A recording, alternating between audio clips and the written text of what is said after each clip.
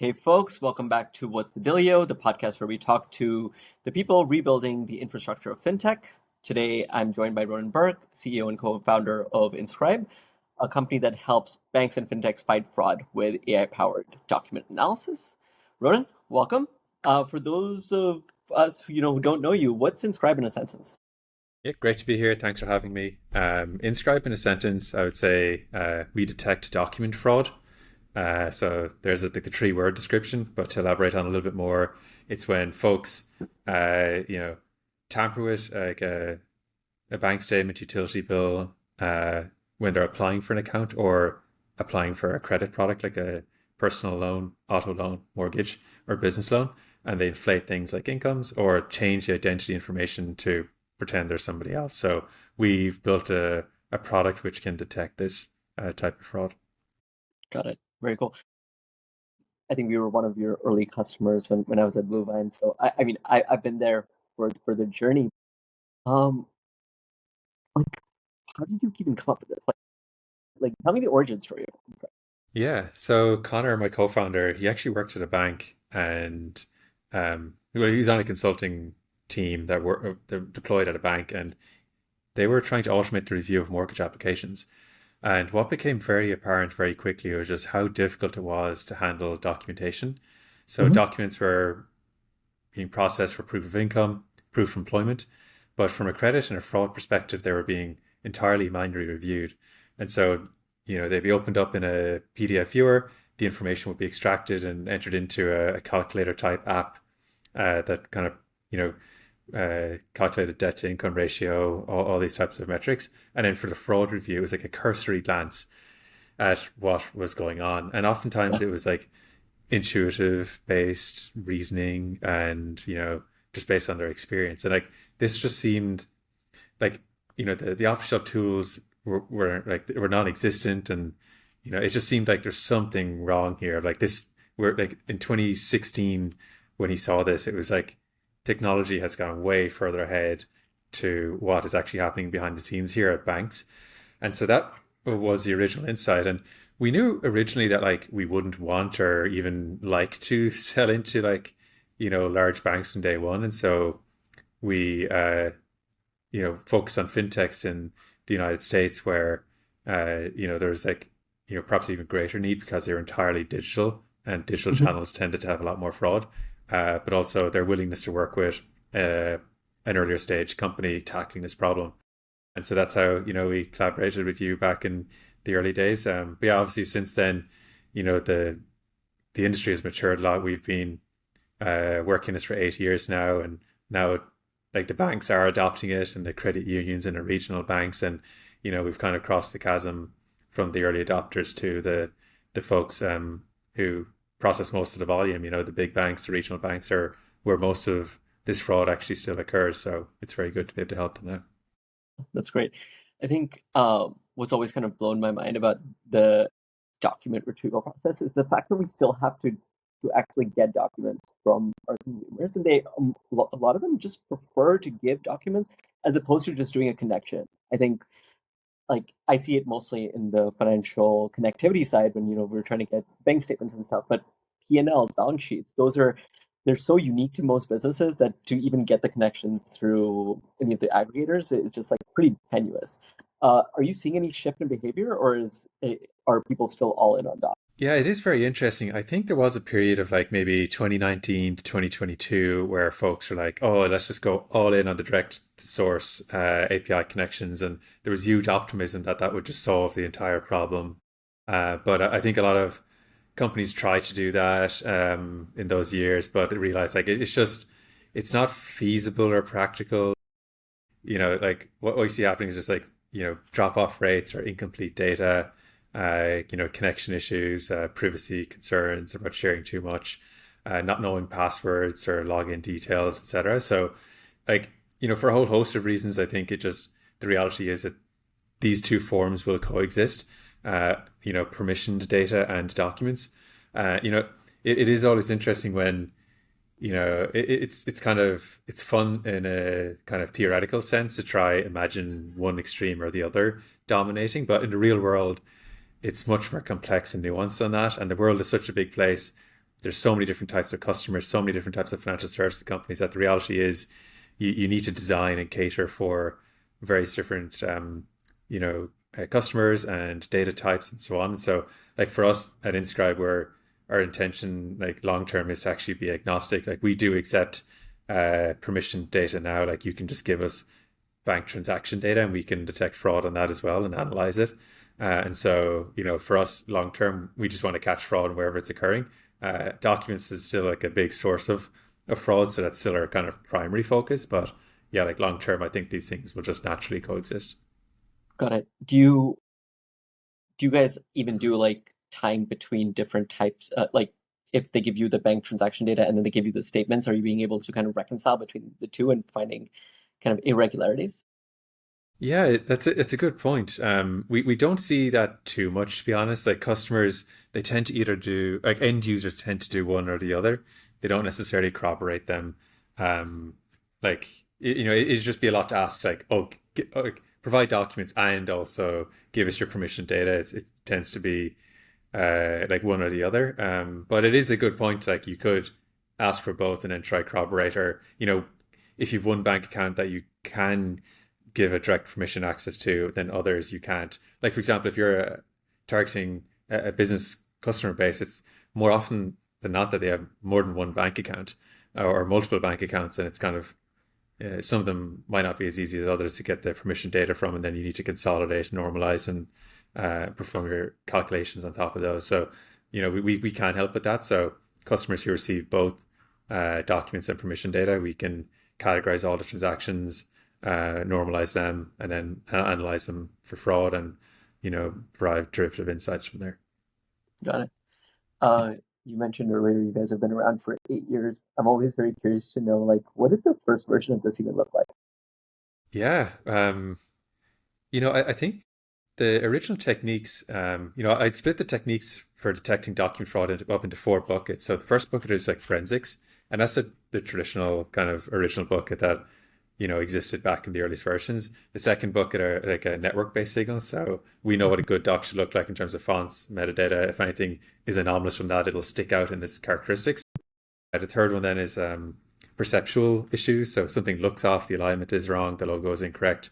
And then the last fourth bucket is like semantics. So if the beginning and ending balance doesn't equal the total of all the Yeah. debits and credits, or like the date of the statement is before all of the transactions, because like the updated date, but not all the other Yeah. dates in the document. So, when we look back at what these systems looked like in 2018, 2019, 2020, it was mostly forensic, looking for issue or evidence of Photoshop in the metadata, looking for layering information like a white box put over existing information, looking for a date discrepancy, like is the modification date after the creation date, was a font inconsistent to what everything the other fonts in the document. So these are like the first generation systems, and back in 2020 they detected a lot of the fraud. But now fraudsters are evolving, they're catching up, they know that there's automated systems being used. And so that's when we need to rely on these other approaches to build up the defenses. And, that's like fundamentally why this is a game of cat and mouse, where it's not just one system will always work. Like we need to constantly be investing and researching and staying ahead.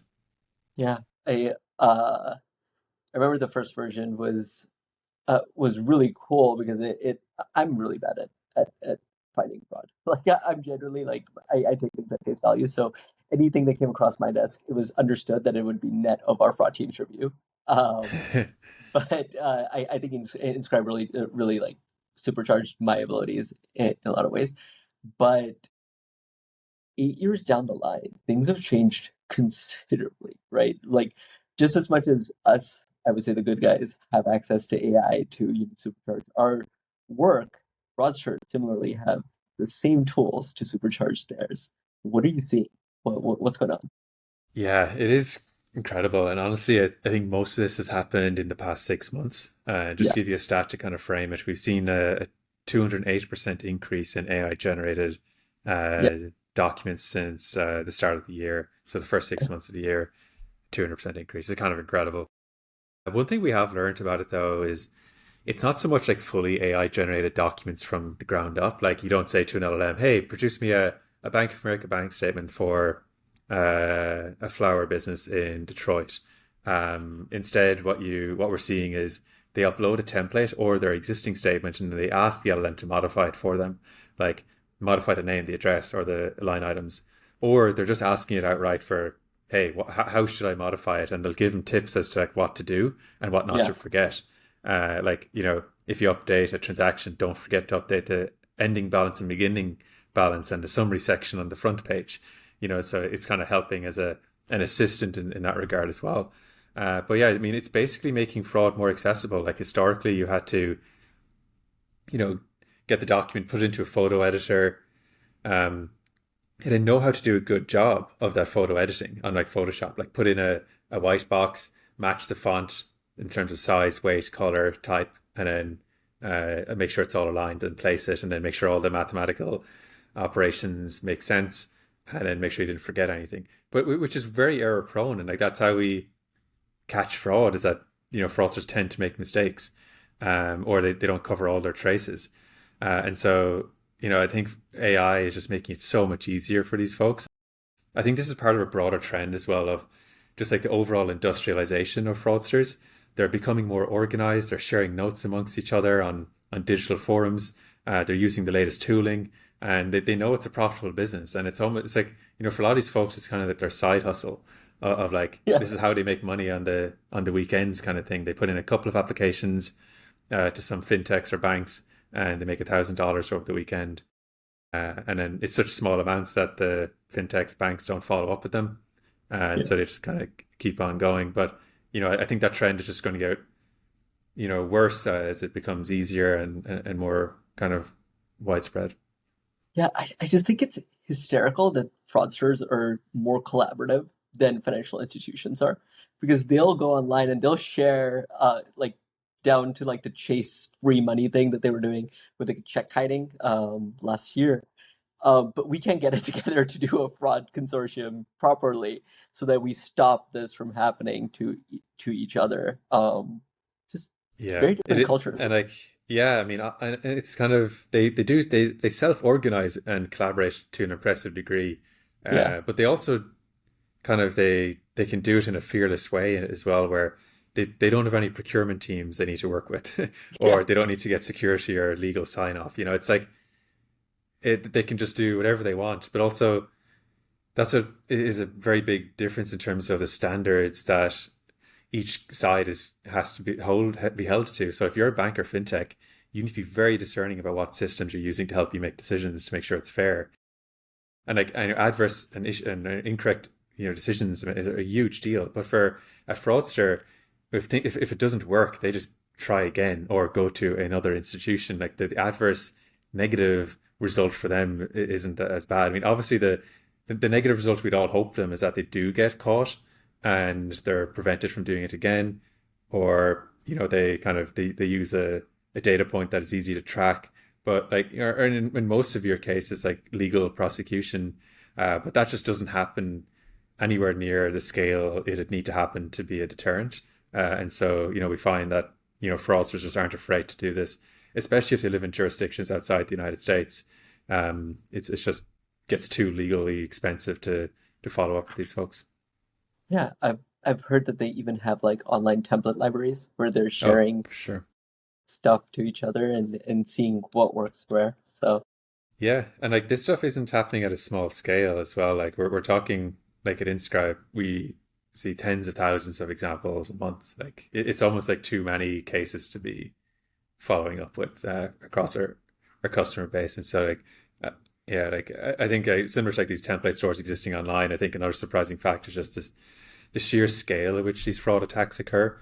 Most I don't think most people appreciate the what goes on behind the scenes at banks and fintechs in terms of the threats and attacks that they're under, and like and I think that's what is like kind of I find like so I don't know what word it is, but it's great that the fraud teams are out there and they are protecting the good folks. yeah, Like it's because of these fraud teams that we're able to access these financial services via digital channels, and they make sure that those are still possible. So yeah. Um, Makes sense. I think I think that point solutions like Inscribe, and I don't want to put you in the box of a point solution, but to a degree, to me, you are, right? I think they still have a place and are going to remain having a place for a long time, even in the face of all these like all in a all in a box kind of solutions that are coming out there. Given that Gen AI has made OCR so simple, I think talk to me a little bit about the network effects of joining the Inscribe kind of portfolio. So yeah, in terms of the first part there, in terms of point solution, we do see ourselves as a point solution, and we're happy and proud of that. I think there has been a tendency in recent years for each of the original point solution vendors to kind of do a little bit of what everybody else is doing. So if you started in fraud, you kind of would veer into compliance and credit, or if you started in credit, you started veering into fraud. Um, and so we had similar opportunities to do that, and we do offer some solutions in compliance and credit. However, our bread and butter is fraud, and we want that to be our niche, and especially when it comes to document fraud detection. And one of our reasons why we believe so strongly about this is just to truly be best in class, you do need to focus, and like we've seen it across our customers in terms of their preferences and also in terms of vendor performance. When you do deviate outside of your specialization, you dilute effort, you don't build up as good feedback loops with customers. And like what happens then is like you start losing customers to other folks who have a stronger focus. And then ultimately your customers aren't as happy. And so like for us, it's incredibly important for us to maintain this focus. And, I do see there are like, but in terms of like point solutions and how they kind of fit in the world, I do think lots of platforms out there who are orchestrating are doing a great job, and I think there's and that's why there's like such an important place in the world for them, where they bring together the best in class point solutions in a holistic way, and I think that they kind of coexist very naturally. But going to your point then of like network effects, like I think that is one of the strengths of like point solutions and orchestrators, in that the point solutions, like we've built up a very strong network now of what a good document looks like, and we work with so many folks on this specific workflow that we see documents that are kind of being submitted to all various types of customers at the same time, the same week or the same day, and we can drive insights from that as well. And so I think the network for the point solution is pretty clear. And then also I think the network on the larger systems that might have like multiple like avenues, like I think it kind of still holds true there. I think that the main thing is that making sure that they like are building these networks based on best in class solutions, because if you're not, like you're just letting like the fraud through, and that's a missed opportunity to add that characteristic to like the network decision. Fair enough. One person's learning is everyone's gain. Makes sense. Remind me, have you guys built out an agent, or are you guys taking a more co-pilot approach? Like where is the AI portion of Inscribe outside of identifying AI fraud?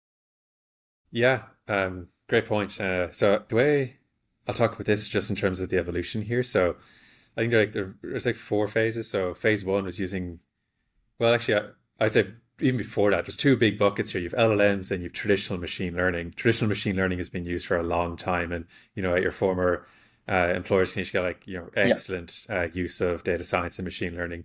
But LLMs, however, are very different, and like basically going from deterministic to non-deterministic systems. So it's a different challenge, but also they have different strengths. And so I break the kind of opportunity up into four areas for LLMs. So one is like summarization. So fraud signals coming in from various different best-in-class solutions. You can use an LLM to summarize it, synthesize it into a bite-sized chunk that can be digested and acted on by a fraud team or a credit team. Phase two is the use of LLMs to perform research. For example, go out into the public web and search for the business name, the address, the individual's name, the connections between them, adverse media, social media presence, etc. The third bucket then is the initial form of agentic reasoning, where it can find semantic issues between various different parts of a fraud or an application, especially for fraudulent characteristics. So it can kind of make connections that a human wouldn't have time to, or they wouldn't necessarily see. And then phase four then is agentic planning. So you give the input information, i.e., the phone number, the address, the email address, the documents, and then it creates an appropriate plan for how to tackle the assessment. Saying, like, for example, the LLM, you say to the LLM, you're a fraud analyst. This is your objective. Here are the tools you have access to. It can create a plan and then execute on it, just like a human would. And I think that's like really the future of like these like anomaly detection systems, fraud detection systems, and really like document fraud review as well. We've been spending time internally researching this and seeing how to like push the frontier of what's possible. And so yeah, I think a lot of what we've seen in the industry has been in the earlier buckets, but I think that the real step change in value comes from I think the truly agentic systems that can plan. How far do you think we are from that North Star? I think we're probably close. For we're close on particular applications that are perhaps narrower, like the ultimate destination of like a generally capable fraud agentic system is probably a good bit out, like a year or more. Like there's probably another fundamental unlock needed from the models, or some unlock in terms of knowing how to do reinforcement learning well.